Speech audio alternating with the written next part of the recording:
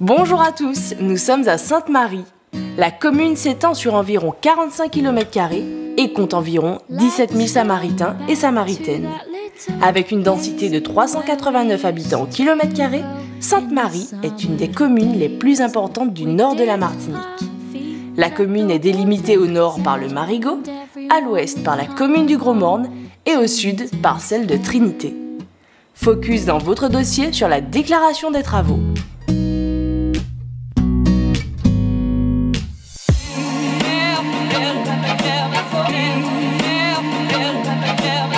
Les travaux consistant à créer une surface de plancher ou une surface d'emprise au sol supérieure à 5 m² sont soumis à déclaration de travaux.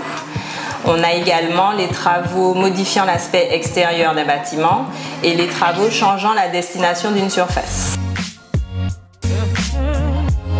Dans ces trois cas, la mairie de votre commune, la commune où seront effectués les travaux, devra vérifier que votre projet est bien conforme aux règles d'urbanisme en vigueur.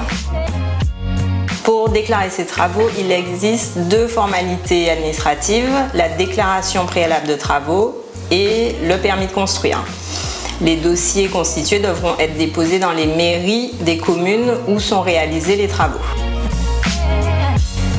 Les travaux soumis à la déclaration préalable sont ceux créant une surface de plancher ou d'emprise au sol comprise entre 5 et 20 m². Il peut s'agir de la création d'une pergola, d'un garage, d'une extension de terrasse par exemple.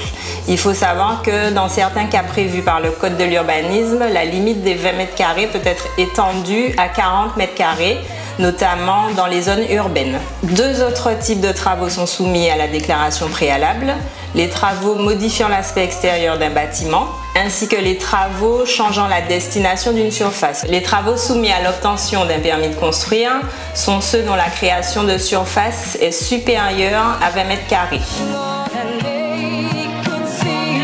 Vous devrez également obtenir un permis de construire si vos travaux portent sur un bâtiment inscrit au titre des monuments historiques, ainsi que dans le cas de l'habitation, si la surface de l'habitation existante additionnée à celle de l'extension dépasse 170 m², vous devrez également obtenir un permis de construire. Il faut savoir que au-delà de 170 m² de création de surface de plancher ou d'emprise au sol, le recours à l'architecte est obligatoire.